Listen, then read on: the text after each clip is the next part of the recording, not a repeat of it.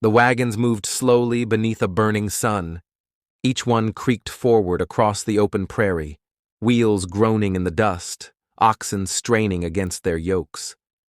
The wind stirred the tall grasses in lazy waves, carrying with it the sounds of coughing, crying children, and the low murmur of prayers whispered over freshly turned earth. Here and there, the trail narrowed between river banks or passed through scrub-lined ravines, but for the most part, it was an endless plain of sky and sagebrush, an empty frontier, except for the graves. They dotted the trail like punctuation marks in a story that refused to end. Shallow mounds of earth, sometimes covered with stones, sometimes not. Occasionally marked with a name scrawled in charcoal on a scrap of wood. Other times anonymous, hurried, and already half eroded by wind. Between 1849 and 1855, tens of thousands of hopeful Americans poured westward along the California Trail, drawn by gold, land, and the dream of a better life. They came from all walks of life: farmers, merchants, former soldiers, widows, freedmen, immigrants.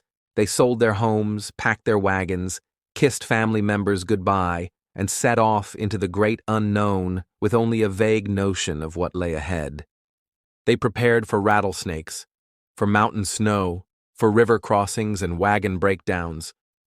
Some worried about attacks from indigenous tribes or the hardship of feeding families in remote country.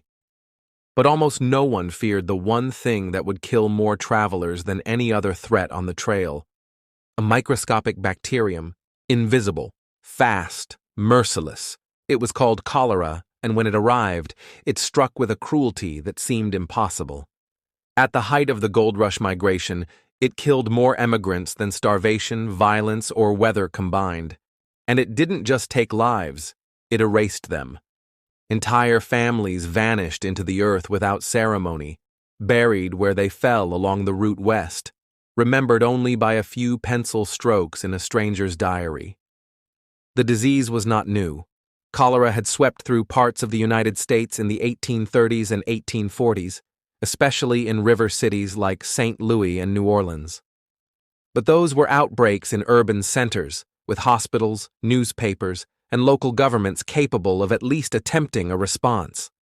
The Overland trails had no such luxury. Out there, between Missouri and California, there were no hospitals, no doctors worth the name, no sanitation systems, and most dangerously, no understanding of what actually caused the disease. People thought cholera came from bad air. They believed it rose from swamps, or followed fear, or came from eating unripe fruit. They blamed sudden changes in temperature, or spirits, or broken taboos. No one yet knew that cholera came from bacteria passed through water contaminated by human feces, often invisible, odorless, and lurking in the very rivers and streams emigrants relied on for survival. In the spring of 1849, as the first great wave of gold rush pioneers began their journey west, the disease followed close behind. It moved with the speed of rumor and the weight of destiny. By early May, cholera had already begun claiming lives near Fort Kearny on the Platte River. By mid-June, it was an epidemic. By July, it was a scourge. The symptoms came fast. The first signs were mild: loose bowels, thirst, a slight cramping in the gut. But within hours, the condition would escalate. Diarrhea turned to watery, colorless fluid that poured from the body uncontrollably. Vomiting followed, then cramps so severe that muscles locked up and twisted limbs grotesquely. The skin grew cold, the eyes sank, the hands puckered, the lips turned blue. Some victims died within 6 hours of the first symptom. Others lingered, moaning, convulsing, begging for water they couldn't keep down. And when they died, they were often buried immediately, sometimes within feet of the trail, out of necessity, fear, or simply exhaustion. Survivors rarely had the strength to mourn. Graves were shallow, dug hastily with spades or cooking pans. Wood was scarce. Many families marked the spot with whatever they could find: a piece of torn canvas, a broken axle, an old tin plate etched with initials. They did what they could. Then they moved on. The Platte River Valley became the heart of the devastation. Nearly every wagon train passed through it. The river's proximity made it a natural corridor, but it also meant that tens of thousands of people, animals, and carts converged on the same water source. Oxen defecated in the shallows. People bathed upstream while others fetched drinking water just yards away.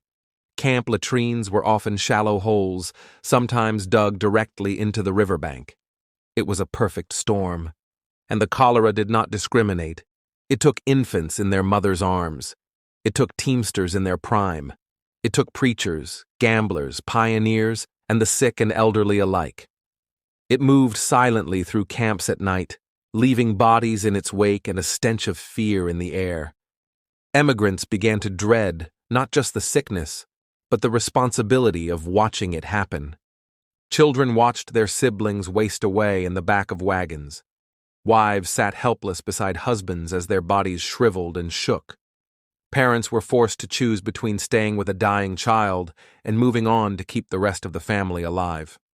The diaries from the period are sparse but haunting.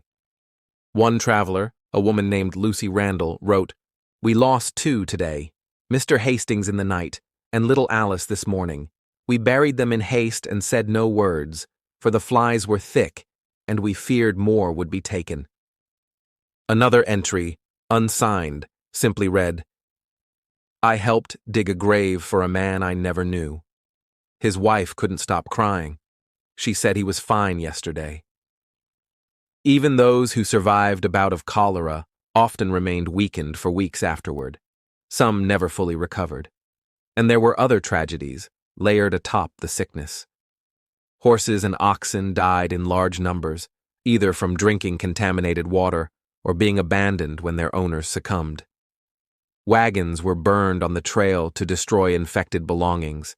Entire campsites were avoided as word spread of bad spots where the disease seemed to linger. The horror of cholera even crept into local native communities, many of whom had no resistance to the disease. As traders and emigrants pushed west, they unknowingly carried infection into remote valleys and villages, devastating populations that had no involvement in the gold rush and no understanding of what was killing them. The height of the epidemic lasted through 1849, 1850, and into 1851. After that, the death toll began to decline, not because a cure had been found, but because the number of emigrants began to stabilize, and some began taking alternate routes. Steamships to Panama, then up the Pacific coast, became more common, and the total volume of overland traffic decreased slightly, relieving some of the pressure on shared water sources. Still, the damage had been done. No one knows exactly how many people died of cholera on the trail. Contemporary estimates range from 6,000 to 12,000, possibly more. For every person buried and recorded, there were many whose names were never written down, whose bodies were swept into rivers, or whose graves were lost to wind and time. A man named Caleb Marsh later told his children, "There were stretches of trail where you couldn't ride a mile without seeing a grave. We stopped counting." Over time, the graves faded. Erosion collapsed their walls. Animals disturbed the soil. Markers rotted or were stolen by scavengers. Grass grew over the mounds. Wagon ruts faded into the prairie. But even now, there are places in Nebraska, Wyoming, and Utah where the past is still visible, just barely. On certain summer days, when the wind dies down, you can find depressions in the ground just off the old trail. Not quite flat, not quite natural. Some still have a rock or plank nearby, illegible now but placed with care. They are all that's left of people who set out to chase a dream and were claimed by a reality no one warned them about. The California Trail is remembered today for its role in settling the West, for the promise of gold, for the grit of pioneers who endured the impossible. But beneath that myth lies another story, quieter, grimmer, and harder to reconcile. It is the story of disease, of invisible death riding alongside every wagon wheel, of a time when water could kill and no one knew why, and of the thousands who were buried not at the end of their journey, but halfway there, beyond help, beyond understanding, and ultimately beyond memory. Thank you for listening to Deserted Trails. Subscribe for more true stories from the old frontier.